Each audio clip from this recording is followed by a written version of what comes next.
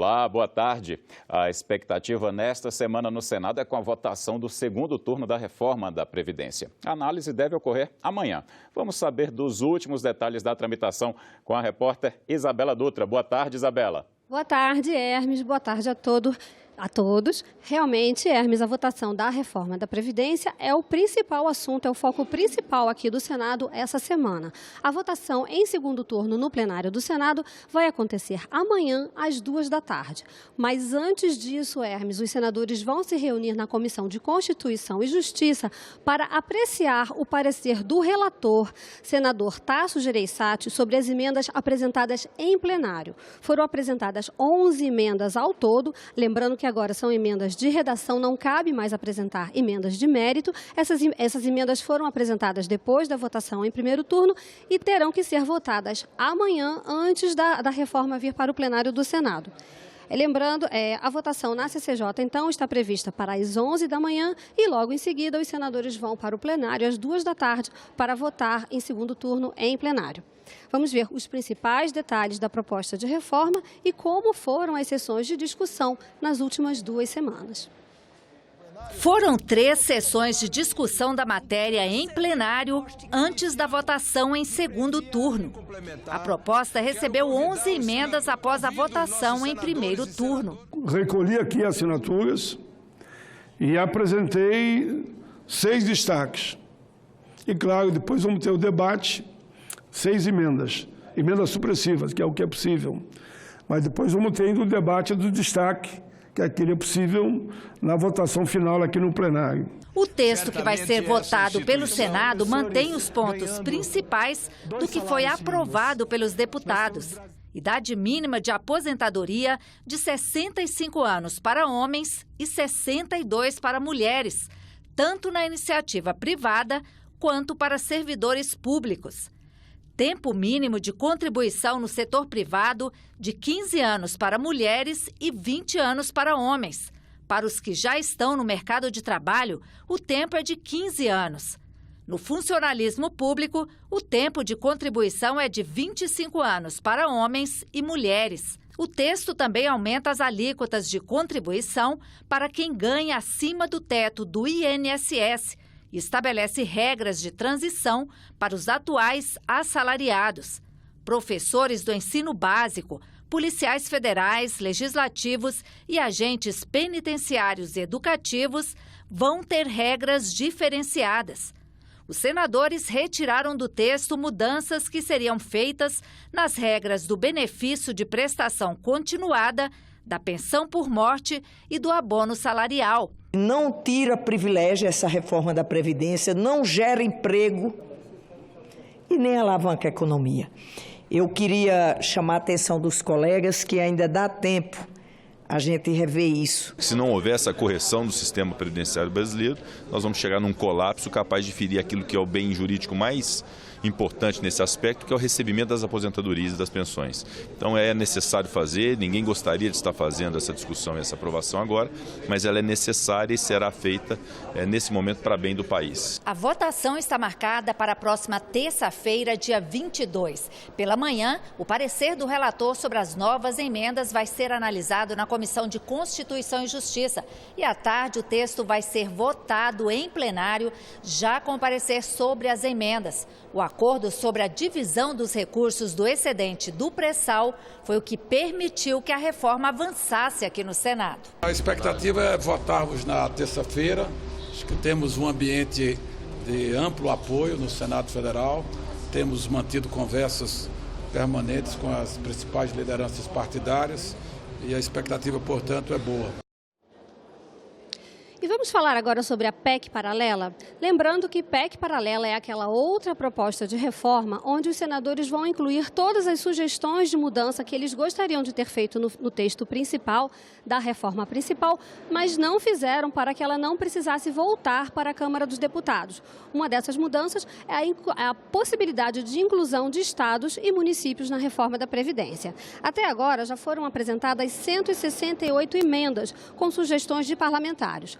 O senador Tasso Gereissati, que também é o relator da PEC paralela, vai apresentar o relatório dele na próxima quarta-feira, depois de amanhã, na Comissão de Constituição e Justiça. A tendência é que haja um pedido de vista coletiva e que a reforma volte a ser aprovada, então, na CCJ na outra semana, por volta do dia 30 de outubro. E o que vai acontecer, então, Hermes, depois? Quais são as prioridades depois da reforma da Previdência? Bom, daqui a pouco, às 3 da tarde, o presidente do Senado, o senador Davi Alcolumbre, vai se encontrar com o ministro da Economia, Paulo Guedes, e com o presidente da Câmara, deputado Rodrigo Maia. Eles vão conversar sobre essa agenda do governo pós-reforma da Previdência. Na sexta-feira passada, eles se encontraram para saber quais eram as prioridades do governo e daqui a pouquinho, então, eles vão conhecer com detalhes os textos das propostas. Essa agenda do governo inclui as reformas tributária e administrativa e a chamada regra de ouro. O que é regra de ouro? É um dispositivo da Constituição que impede o governo de fazer dívidas para pagar despesas com manutenção. A única forma de reverter, de contornar essa regra de ouro é a autorização expressa do Congresso, que já aconteceu esse ano. Então, na próxima quarta-feira, depois da reunião de sexta-feira passada e depois da reunião de hoje, o governo, então, vai apresentar essas propostas, essa agenda de propostas, de prioridades para depois da reforma da Previdência. Hermes? Obrigado, Isabela. O novo líder do governo no Congresso, o senador Eduardo Gomes, é do MDB. Ele foi oficializado no cargo na última sexta-feira. Em entrevista à agência Senado, Gomes disse que há um consenso entre os parlamentares para aprovar a reforma da Previdência nesta semana. O novo líder também defende outras medidas, como a reforma tributária. Primeiro, honrado com o convite do presidente Jair Bolsonaro e fazendo o trabalho com a mesma disposição que estava fazendo quando era vice-líder do governo, do Senado. Então, com muita serenidade, focado no diálogo e no trabalho junto aos parlamentares. E tenho certeza que com muita serenidade, com dedicação ao diálogo, a gente consegue a aprovação das matérias de interesse do governo ainda esse ano. Matérias importantes como a reforma da Previdência, a discussão sobre a reforma tributária. Então, estou muito confiante, mas me preparando aí para um trabalho, um grande trabalho. Em relação à reforma da Previdência, né, que o Senado deve concluir, né, talvez na própria terça-feira, o senhor acredita que é possível mesmo terminar esse assunto já nesta semana? Eu acredito que sim, porque não sei exatamente se na terça-feira, mas vejo que há um consenso muito grande dos parlamentares em torno do tema reforma da Previdência. O benefício da reforma da Previdência, a recuperação da economia, outras medidas importantes e estruturantes serão cobradas pela população, né, para criar um ambiente de crescimento. Então eu vejo que aos poucos o Congresso Nacional vai ganhando um número forte de votação para as reformas, né? Isso vai acabar beneficiando, mas não sei se o calendário se esgota esse ano. Acredito que está sendo trabalho também no primeiro semestre do próximo ano. O Brasil é o quarto país com mais acidentes de trabalho e a situação pode se agravar, de acordo com participantes da audiência na Comissão de Direitos Humanos, realizada nesta segunda-feira. O motivo é a revisão das normas regulamentadoras. As normas regulamentadoras, ou NRs como são conhecidas, são atos do governo para prevenir doenças e acidentes de trabalho.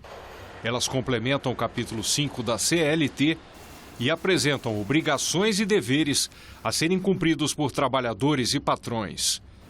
O governo está fazendo a revisão das NRs como parte da política de simplificação e desburocratização. O tema foi debatido na Comissão de Direitos Humanos.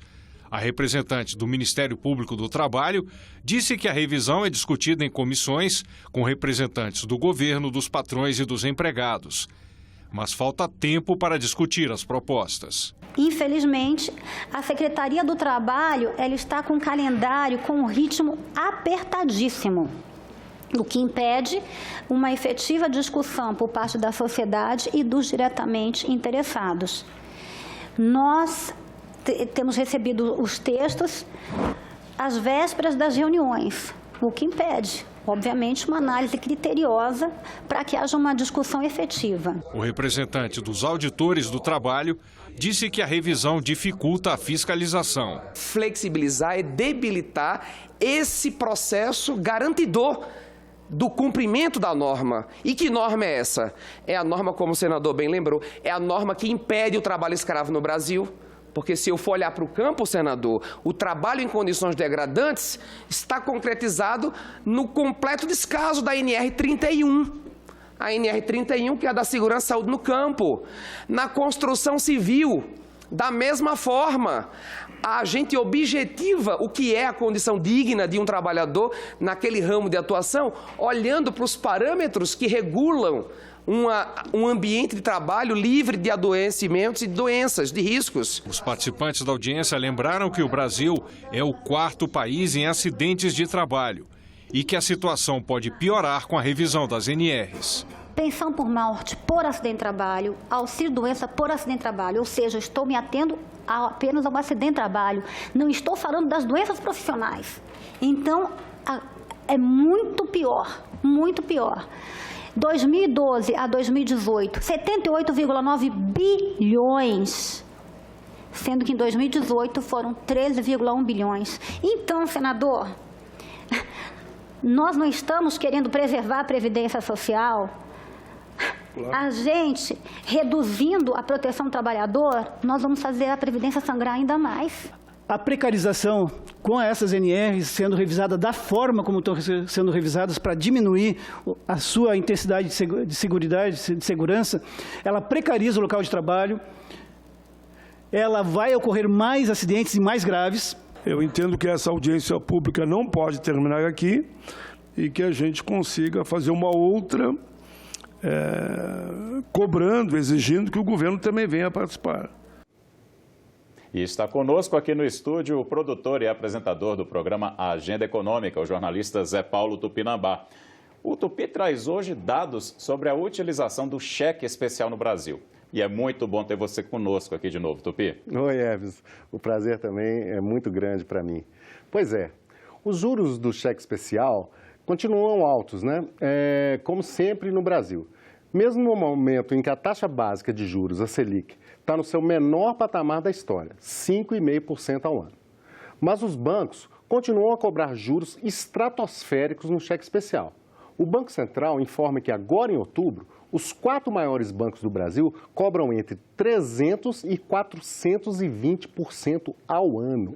E por que tanta diferença, Tupi? Pois é. Os bancos argumentam que a taxa básica de juros é só um dos componentes do custo do cheque especial e jogam a culpa, entre outras coisas, nos calotes e na dificuldade de recuperar o dinheiro emprestado. Mas eu vejo outros motivos nisso aí, Hermes. Realmente, a inadimplência no cheque especial, no estudo do Banco Central, é superior a 15%, enquanto a média de calote em outras modalidades de empréstimo para pessoas físicas é pouco maior do que 3%. Com o agravante do Brasil ser um dos piores países do mundo para a recuperação de dívidas, ficando na posição de número 148 num ranking de 183 países, segundo o Banco Mundial. Mas, para mim, há outros fatores muito importantes para essa taxa de juros desproporcional. Um deles é a alta concentração no mercado. Basta dizer que os 5 maiores bancos concentram 4/5 dos ativos do setor bancário, ou 80% do total. Sem competição, fica muito mais fácil praticar o oligopólio, que é a combinação de preços quando há poucos concorrentes no mercado. Outro ponto muito importante é a facilidade na obtenção do lucro. Aí, basta dizer que o cheque especial, embora represente menos de 1% da carteira de crédito do sistema bancário, ele responde por cerca de 10% da margem de lucro, segundo o próprio Banco Central. E o estudo da autoridade monetária destaca ainda a precariedade da educação no Brasil, que compromete também a educação financeira. Cerca de 2/3 dos usuários do cheque especial nunca frequentaram uma faculdade, Hermes. São números que dizem muito, Tupi. É uma coisa difícil, né? Verdade. Mas a solução, como sempre, passa pela educação. Muito obrigado, Tupi. Eu agradeço também muito a presença aqui. Obrigado. A lei do audiovisual entrou em vigor em 2011. De lá para cá, com a inovação tecnológica, as opções de entretenimento se multiplicaram com os smartphones e as plataformas de vídeo e aplicativos na internet. Esses serviços são tão recentes que não recolhem impostos estaduais, não cumprem cotas, nem contribuem para as produções brasileiras. É exatamente esse o objetivo de um projeto de lei em análise na CAI.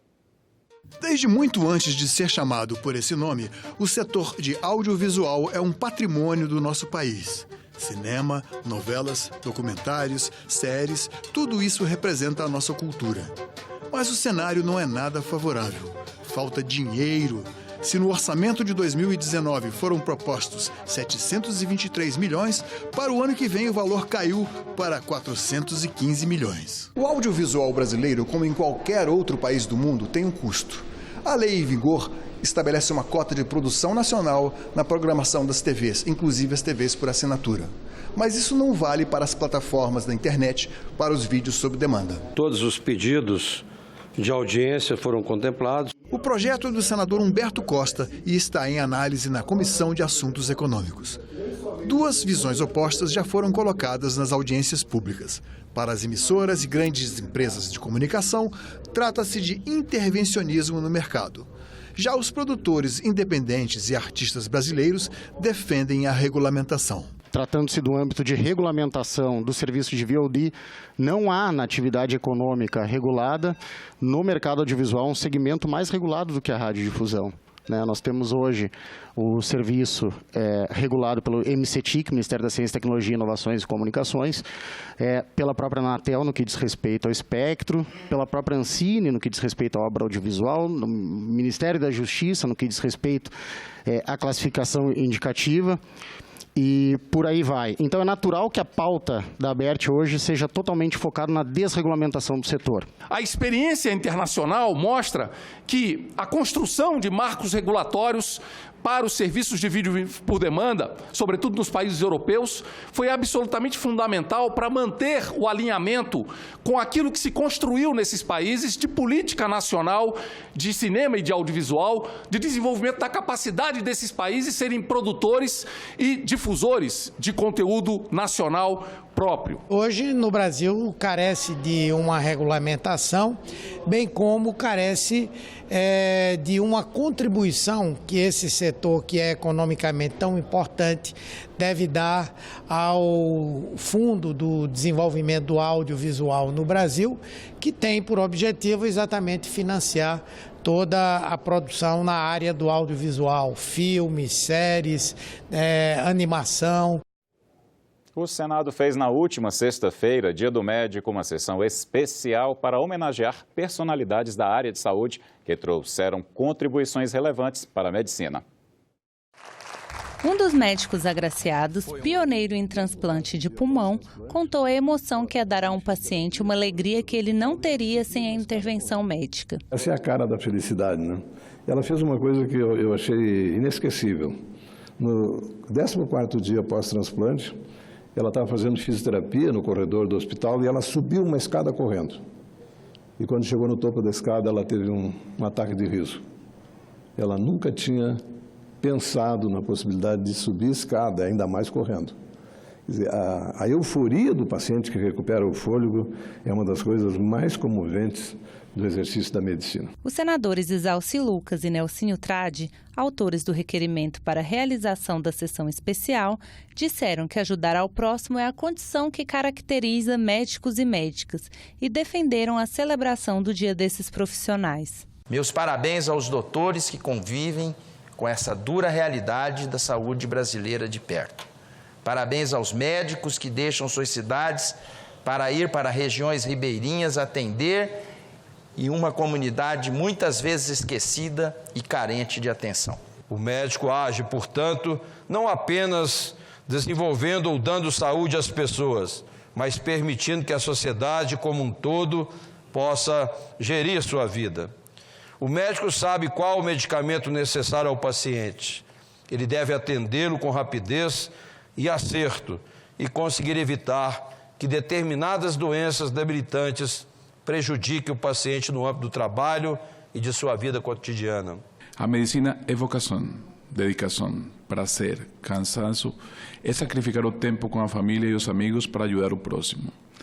Talvez não haja outra profissão na qual seja possível fazer tanto bem ao ser humano. Representando o presidente do Conselho Federal de Medicina, Sérgio Tamura manifestou preocupação com a medida provisória que substitui o programa Mais Médicos pelo programa Médicos pelo Brasil.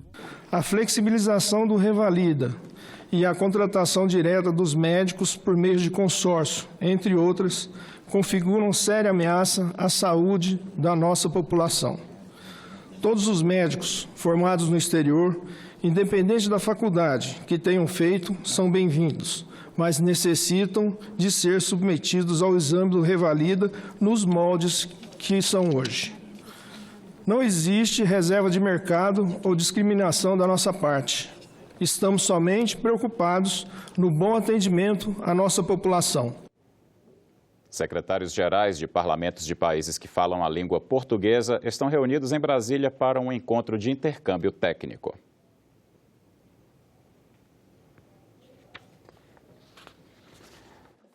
O encontro reúne secretários-gerais dos parlamentos de Portugal, Angola, Cabo Verde, São Tomé e Príncipe, Guiné-Bissau, Timor-Leste, além do Brasil. Entre os países de língua portuguesa, apenas Guiné Equatorial e Moçambique não estão representados. No dia a dia, eles assessoram o trabalho das mesas diretoras das casas legislativas. Até sexta-feira, os secretários-gerais vão trocar experiências sobre o trabalho que é feito pelos parlamentos nas áreas de redação técnica, audiovisual e arquivo. Cada país tem a sua realidade, né? Os parlamentos são diferentes em termos de recursos materiais, recursos humanos, mas a prática nossa é que é sempre possível aprender. Às vezes você tem um parlamento que tem lá uma operação humilde, com pouco investimento em tecnologia, mas eles têm sacadas e soluções que dão para ser aproveitadas entre os parlamentos. É muito interessante nós sabermos como é que os outros trabalham, para compararmos com o modo como nós trabalhamos e para podermos melhorar o nosso modo de trabalhar e dar também sugestões que possam ajudar os outros colegas das nossas áreas, claro. Para além das políticas que nós usamos, também queremos saber a parte dos outros parlamentos, concretamente aqui o Senado e a Câmara do Brasil. Com frequência sai uma carta desses documentos, onde os secretários-gerais assumem compromissos, né, e declaram intenções, né, em que linha pretendem continuar a evoluir, né, no trabalho, que no final das contas é permitir o funcionamento democrático do país.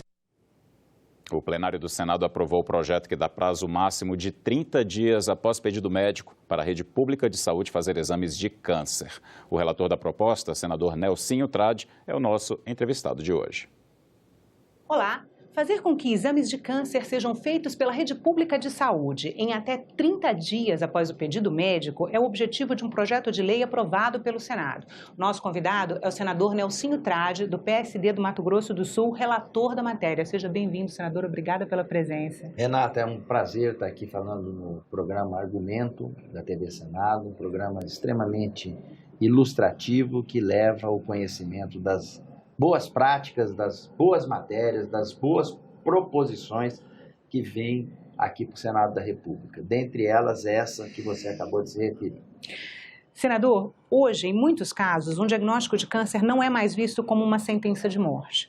Mas, para que isso seja possível, é necessário diagnóstico e tratamento precoce, né? Qual que é a importância desse projeto que o Senado aprovou? Bom, primeiro, quando você faz o enfrentamento de uma doença dessa natureza, de forma precoce, você tem a possibilidade de uma cura muito maior do que se você demorar para fazer esse diagnóstico.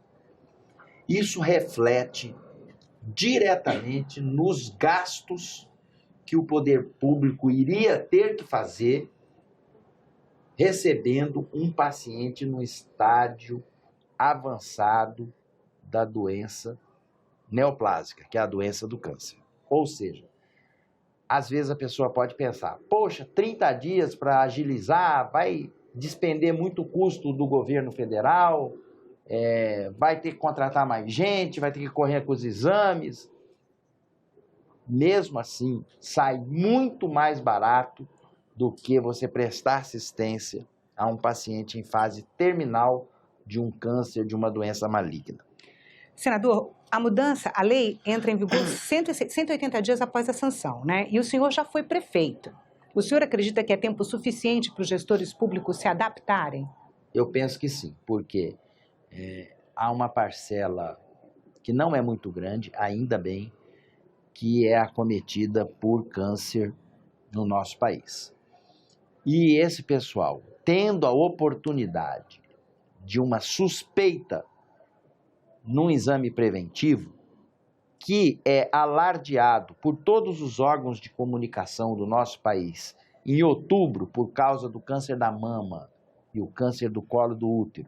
A campanha do Outubro Rosa, né, Outubro senador? Rosa. E em novembro, que é o Novembro Azul, por causa do câncer de próstata, vai poder agilizar nos exames de resultado final, de diagnóstico final. Então, 180 dias é para preparar toda essa estrutura para fazer esse enfrentamento. Eu penso que é um tempo razoável para que todo o sistema público de saúde possa se organizar nessa questão. Quais serão os casos que o pedido médico precisará ser atendido em até 30 dias, senador? Por exemplo... O que o médico precisa fazer para garantir que o paciente consiga o atendimento em 30 dias? Vamos lá, vamos a um exemplo prático. Nós estamos no Outubro Rosa. A mulher, ao se palpar o seu seio, ela nota um caroço. Ela vai no médico.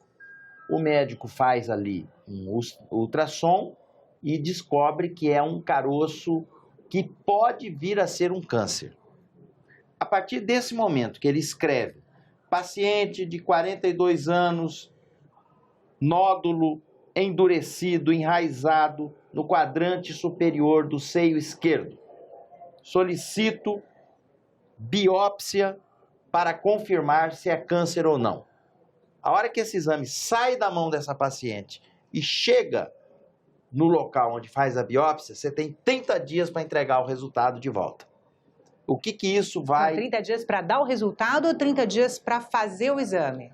30 Porque dias uma biópsia ainda leva alguns dias para ter o resultado. 30 dias para fazer o exame e entregar o resultado. Porque o que adianta você fazer o exame e ir lá pegar o resultado ali 2, 3 meses?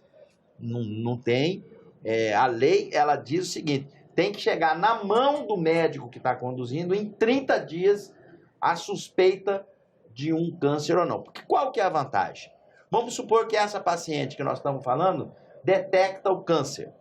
Se ela está no estágio inicial, o médico pode fazer uma cirurgia curativa nela. Vamos pensar quando não tinha essa lei. Demorava 6, 12, 18 meses.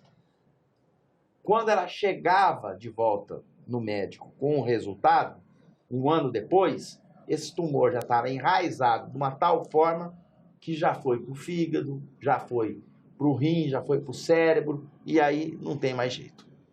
Senador, e como que o senhor imagina que a rede pública vai atender a demanda, né? Hoje, a maioria dos municípios brasileiros não tem condições ainda de oferecer esse tipo de diagnóstico, né? Como o senhor imagina que esse atendimento pode ser prestado? Quem é que vai pagar essa conta? Bom, o sistema público de saúde ele é organizado regionalmente. Vamos dizer que tem várias cidades do interior que não dispõem de ultrassom, não dispõem de um especialista, mas tem um polo regional de uma cidade um pouco maior que acaba absorvendo e drenando esses pacientes. Esse prazo de 6 meses, de 180 dias, é justamente para adequar o serviço público a essa nova realidade. Senador, e qual o impacto que o senhor imagina que o projeto, quando convertido em lei, terá para salvar vidas no país? Muito importante. Nós vamos ver que os dados estatísticos produzidos pelo Instituto Nacional do Câncer vai acarretar num maior percentual de cura das doenças neoplásicas, que são os cânceres. Esse projeto já estava na pauta há meses, né? Desde abril, eu acho. E pessoas interessadas já tinham vindo ao Senado para acompanhar a votação, ele foi retirado de pauta, voltou agora, né? O que viabilizou agora a aprovação desse projeto? A sensibilidade de um mês de conscientização das doenças de câncer da mulher. Outubro Rosa. A iniciativa da senadora Rose de Freitas, que liderou aqui dentro da casa a colocação em pauta desse projeto, da deputada de Santa Catarina, Carmen Zanotto, e isso fez com que todos nós entendêssemos da sua importância, porque a gente sabe que prevenir e remediar cedo é o melhor caminho para se reduzir o custo. Senador, muito obrigada pela entrevista. Ficamos por aqui. Você pode rever as reportagens desta edição na nossa página na internet, senado.leg.br/TV. Muito obrigado pela companhia.